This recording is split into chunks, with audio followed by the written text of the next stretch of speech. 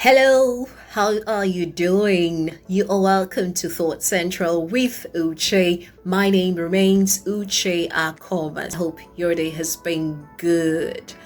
Okay, today's topic is coding. Okay, now I don't mean the technical jargon for those in IT world or IT field. I actually mean using words in place of words or phrases.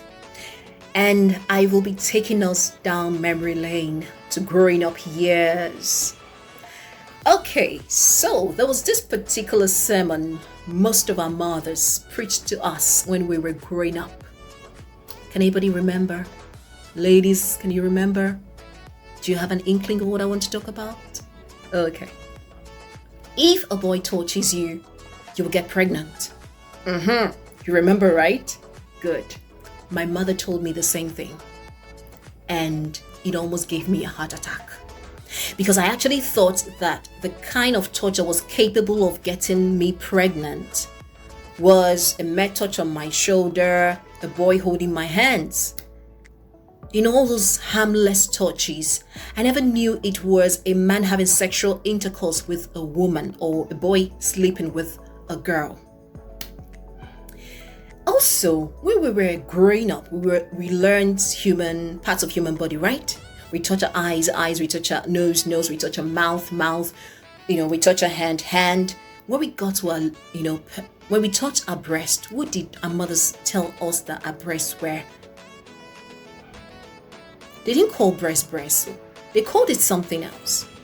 One of my aunties actually said, they are my tomatoes. And she said, Uche, your small tomatoes are growing. Can you imagine? Breast, tomato, stew. Like, what's the relationship? How about the guys, brothers? When you were learning parts of the human body and you got to your penis, when you touched your penis, what did your mothers call it? Did they call it penis or did they call it something else? For some guys, their mothers said it's your thing. Ihegi, that's Igbo, is your thing. Thing. They didn't call it penis. And I don't know why they coded all those words. They are, for crying out loud, they are parts of our body. And we should not be ashamed of them, should we? In the Western world, it's a different thing. They will say it's your penis, your breast, your boobs, I remember when I was a child, I saw one of my elder sisters with sanitary pad. What's the name again? I've forgotten. I'll remember. It's not always. There's this particular sanitary pad that is in a colorful pack. It has blue, green, yellow. And my elder sister said she told me the simple sanitary pad was a special bread. Can you imagine? I didn't know what sanitary pad was until I got to my JS3 when I started seeing my menstrual flow. This is unedited. Raw. I'm saying it raw because we need to be honest about these things. These children are going astray. The teenagers, adolescents are going astray. We hear of, teenage pregnancies here and there, and that's partly because some parents were not truthful or not being truthful with their children. Back to my story. So I didn't know that, what sanitary pad was until my JS3. I was actually preparing for my junior WAEC, so getting to SS1. And I was attending a preparatory class for my junior WAEC. So that day, I used to have a backstory. I used to have the, big navel that I always had this stomach upset. So when my parents took me to the doctor, the doctor said that, with time, the thing would reduce, but, I'll be having this stomach upset. So that day at my extramural lesson, I was having this discomfort. I had this stomach upset, and I thought it was the usual, stomach upset that was related to my big navel. Unknown to me that it was menstrual cramp. Until I got home, I just went to my mother's room and laid down stark naked. Then my sister came in and said, blood! And the mess out of blood just, scares the life out of me. I jumped up and, had the bath. Then she told me what to do. And then they brought that simple part. The special bread, the so-called special bread for me to use. Sisters, why now? 21st century mothers, fathers, elder sisters and elder brothers, this particular episode is for us, is for all of us. Elder ones, this is for us because we need to be very honest with our children. We need to be honest with our siblings, our younger siblings. It's because we are not entirely honest with them that they get into trouble. We hear of people being molested. We hear stories. We hear of older men fingering young girls, small children. We hear older men raping babies. And this is why I'm talking about it today. We need to change the narrative. Please, parents, stop coding. Stop euphemising things. Tell your children the way it is. Don't beat around the bush.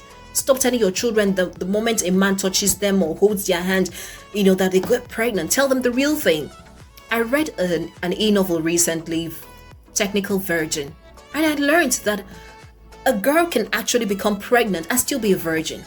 And a man does not necessarily have to penetrate a woman for a woman to be pregnant. This girl was a virgin and she was making out with her fiancé, and then she got pregnant. But she still maintained that she was a virgin, and truly she was a virgin. I didn't know all these things. It was an eye-opener for me. The guy didn't penetrate actually, but I think his semen mixed with her, and the thing kind of entered her vagina, and that was how she got pregnant. I'm sure I'll do a screenshot of that particular part of the novel and share on my Facebook and Instagram.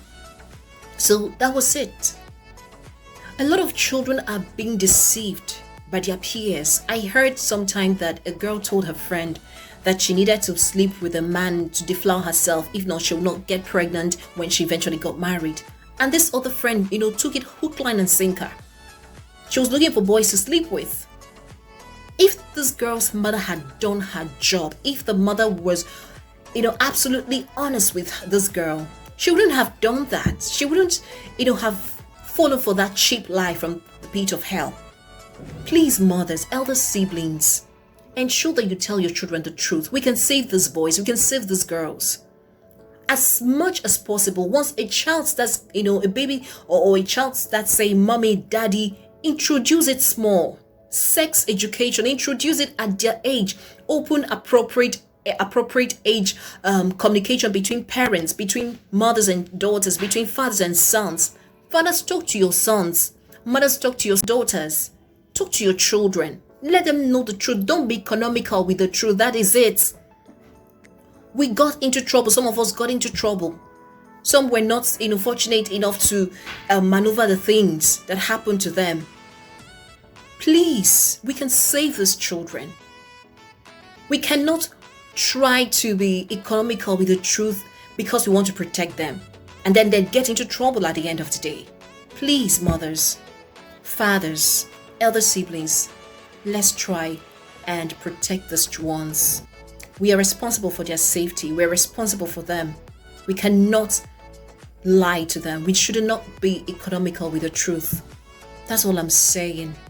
And we'll have a better, society, and we won't have children that will grow and be naive.